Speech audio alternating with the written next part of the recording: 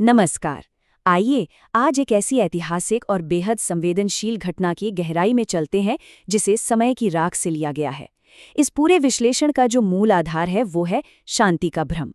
आज की ये चर्चा हमें दिखाएगी कि कैसे सार्वजनिक कूटनीति की चमक-दमक और हमारी राष्ट्रीय सुरक्षा की छिपी हुई सच्चाइयों के बीच एक बहुत ही गहरा विरोधाभास होता है, जिसे अक्सर हम और आप समझ नहीं पाते। जरा इस गहरे विरोधाभास के बारे में सोचिए। एक तरफ बात हो रही है दिसंबर 2015 के अंत की, लाहौर शहर, जहां कैमरे के फ्लैश लगातार चमक रहे हैं, दोनों देशों के बीच ऐतिहासिक हाथ मिलाए जा रहे हैं और अखबार असंभव शांति की सुर्खियों से भरे पड़े हैं। लेकिन ठीक उसी समय दूसरी तरफ दिल्ली के एक खुफिया कमरे में नज़ारा बिल्कुल अलग है।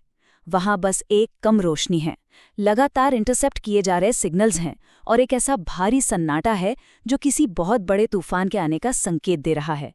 सच कहूं तो जो सतह पर दिखता है ना, उसके नीचे की हकीकत बिल्कुल अलग हो सकती है। और यहीं से जन्म होता है उस शांति के भ्रम का।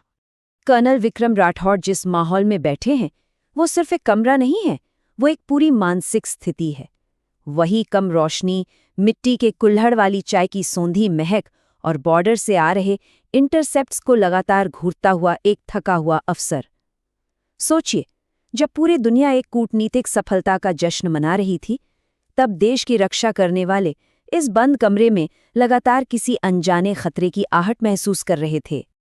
अब इस अचानक छाए सन्नाटे को अलग अलग नजरियों से देखा जा रहा था। मेजर अचल की रिपोर्ट पर गौर करें तो उनका कहना था कि सीमा पर हलचल सामान्य से बहुत कम हो गई है, और इसका कारण क्या माना गया? वही हाल ही में हुई कूटनीतिक दोस्ती।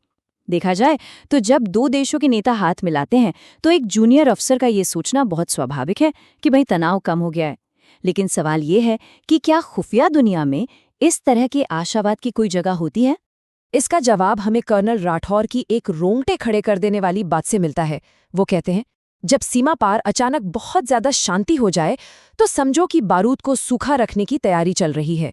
खुफिया तंत्र के भीतर इस तरह की अचानक मिलने वाली खामोशी को अक्सर सबसे खतरनाक संकेत माना जाता है, बिल्कुल तूफान से पहले की शांति की तरह। वैसे कर्नल के इस गहरे अविश्वास के पीछे एक बहुत ही ठोस और दुखद कारण था, एक भारी मनोवैज्ञानिक बोझ। हुआ ये था कि ठीक 5 साल पहले कश्मीर में एक ऑपरेशन के दौरान एक बहुत ही छोटी सी सामरिक चूक हो गई थी, और उस एक चूक ने उनके 3 जवानों की जान ले ली थी। वो अपराध बोध आज भी उनके कंधों पर भारी था, और इतिहास के दोहराए जाने का डर उन्हें बाहर की शांति के बावजूद लगातार चौकन्ना रखे हुए था।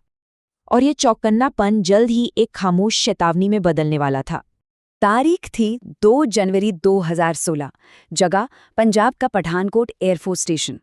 कड़ाके की सर्द हवाएं जो सुइयों की तरह शरीर में चुभ रही थी, इतना घना कोहरा कि अपना खुद का हाथ देखना मुश्किल हो जाए, और कंटीले तारों पर ओस जम चुकी थी। इसी जमा देने वाले खामोश वातावरण में दूर रनवे पर भारत के बहुमूल्य मिग-21 विमान बिल्कुल शांत खड़े थे। अब वक्त जैसे एक टिक टिक करती टाइम बॉम्ब की घड़ी बन चुका था। सुबह के 3:15।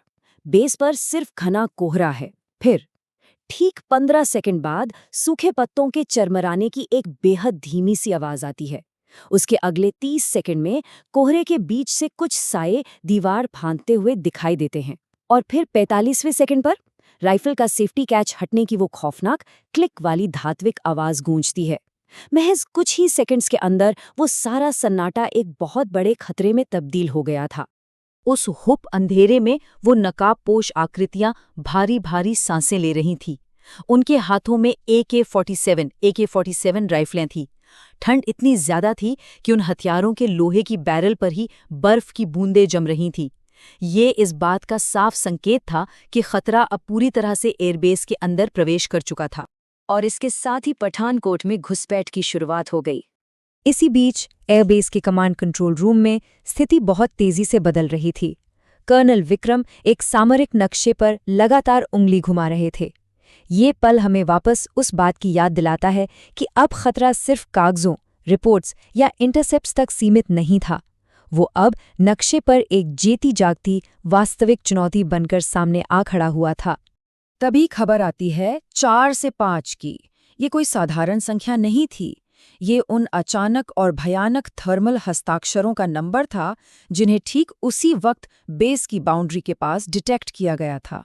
ये संख्या उस खतरे का बिल्कुल सटीक आकार बता रही थी जो उस अंधेरे में घात लगाए बैठा था और जिसने तुरंत नियंत्रण कक्ष में खतरे की सबसे बड़ी घंटी बजा दी। और फिर आता है रेडार ऑपरेटर का वो अलर्ट जो बाकी बचे सन्नाटे को भी पूरी तरह से चीर देता है। थर्मल इमेजर की स्क्रीन पर अचानक एक लाल ब्लिप दिखाई देता है। टेक्निकल जोन की दीवार के पास साफ हलचल होती दिखती है और इन सबसे बड़ी बात, उस ऑपरेटर की आवाज में घबराहट बिल्कुल साफ महसूस की जा सकती थी। तकनीक ने तो खतरे को पकड़ ही लिया था, लेकिन इंसानी प्रतिक्रिया में अब पूरी तरह दहशत फैल चुकी थी। और यहीं से शुरू होता है वो पल जब पहली गोली चली। वो अलर्ट सुनते ही कर्नल के हाथ से चाय का वो मिट्टी का कुल्हड़ छूट जाता है और फर्श पर गिरकर चकनाचूर हो जाता है।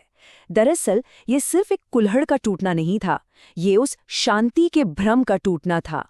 ये वो सटीक क्षण था जब वास्तविकता की एक जोरदार चोट ने कूटनीति के शीशे को हमेशा के लिए तोड़कर रख दिया। इस भारी संकट के बीच बिना एक भी सेकंड गवाए त्वरित और निर्णायक कदम उठाए गए। पहला चरण, पूरे बेस पर तुरंत अलर्ट जारी किया गया। दूसरा चरण, गरुड़ कमांडो को बिना किसी देरी के तैनात कर दिया गया।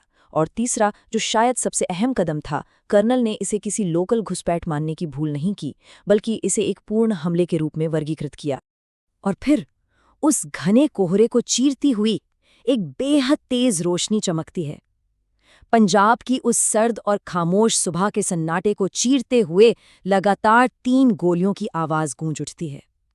ये भारतीय इतिहास के उस काले अध्याय की औपचारिक शुरुआत थी, एक ऐसी पटकथा जो सीमा पार बैठकर रची गई थी। खैर, अब जब हम इस पूरे विश्लेषण के अंत में पहुंचते हैं तो हमारे सामने एक बहुत ही गहरा सवाल खड़ा होता है। जरा सोचिए, जब ये सारा धुआं पूरी तरह से छन जाता है और जब कूटनीतिक भ्रमों के सारे पर्दे गिर जाते हैं, तो एक देश अपनी सीमाओं पर बारूद से लिखी गई इस पटकथा का जवाब आखिर कैसे देता है? ये एक ऐसा सवाल है जो हमें इस घटना के ऐतिहासिक परिणामों के बारे में गहराई से सोचने पर मजबूर कर देता है। हमारे इस विश्लेषण से जुड़ने के लिए बहुत बहुत धन्यवाद।